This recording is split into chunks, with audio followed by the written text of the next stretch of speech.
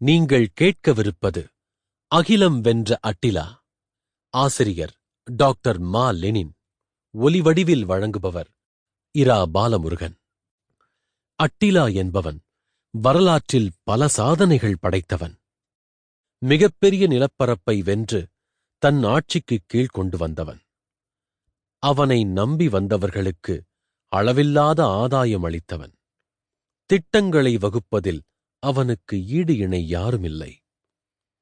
மிக மிகத் திறமையாக எந்த ஒரு செயலையும் செய்து முடிப்பவன்.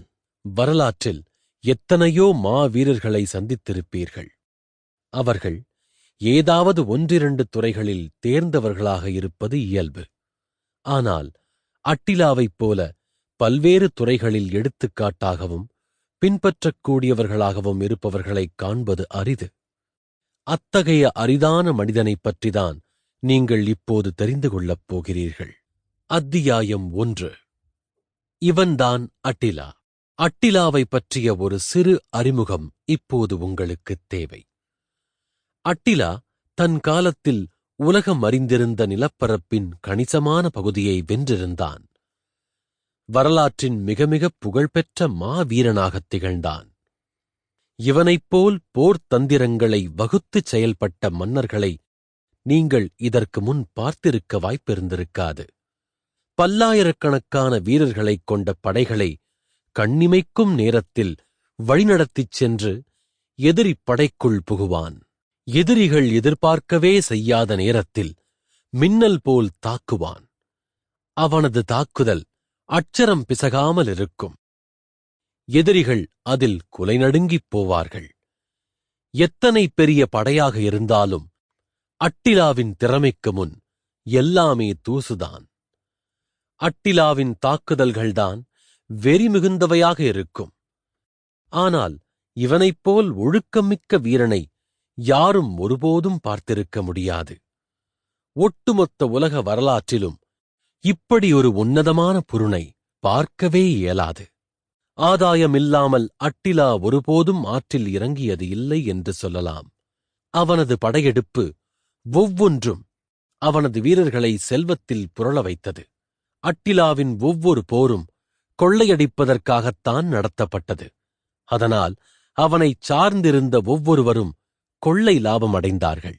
இதன் காரணமாக முழு மனதோடு அவன் பின் அணிவகுத்தார்கள். வெற்றிக் கனியை ஈட்டித் தந்தார்கள். அத்தியாயம் 2. கதிகலங்க அடித்த அட்டிலா. அட்டிலா என்ற பெயரை யாரும் உச்சரிக்கவே யோசிப்பார்கள்.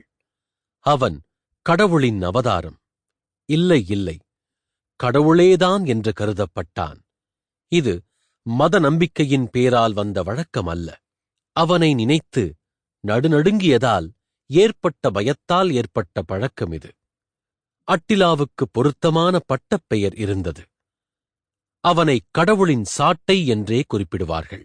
எங்கெல்லாம் அநீதியும் அக்கிரமமும் தலைவிரித்து ஆடுகின்றனவோ அங்கெல்லாம் அவற்றை அழித்து ஒழித்து நிர்மூலமாக்குவதற்கு கடவுளாலேயே அனுப்பி வைக்கப்பட்ட மாவீரன் என்றே மக்கள் அவனை கருதினார்கள். கடவுளின் கையில் இருக்கக்கூடிய தண்டனை வழங்கும் ஆயுதமென்றே அட்டிலாவை நம்பினார்கள். அட்டிலாவின் செயல்களும் அப்படித்தான் இருந்தன. அட்டிலா வந்தான் என்றால் அங்கே அநியாயம் அழியும். வரலாறு இவனை அட்டிலா தி ஹன் என்றுதான் குறிப்பிடுகிறது. தோல்வி என்பதையே அறியாதவன், தொட்டதில் எல்லாம் வென்றவன், துவளாதவன், தூக்கி நிறுத்தியவன். அட்டிலாவை எந்த தராசில் எடை போட்டாலும் அது அவனை மாவீரன் என்றே காட்டும். இவனைப் போன்ற தலைவன் எவனும் இதுவரை பிறக்கவே இல்லை என்று அடித்துச் சொல்லலாம்.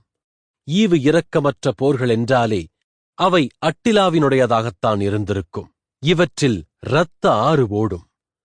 வரலாற்று நாயகர்கள் வெற்றி பெற்றிருக்கிறார்கள் என்றால் கணக்கு வழக்கற்ற எண்ணிக்கையில் படை வீரர்களை வைத்துக் கொண்டுதான் இவர்கள் யாவருமே தங்கள் காரியங்களை சாதித்திருப்பார்கள் என்றுதான் எண்ணத் தோன்றும். அட்டிலாவை அந்த வகையில் சேர்க்க முடியாது. இவனிடம் இருந்த படை வீரர்களின் எண்ணிக்கையில் பெரியவை அல்ல. Sample complete. Ready to continue?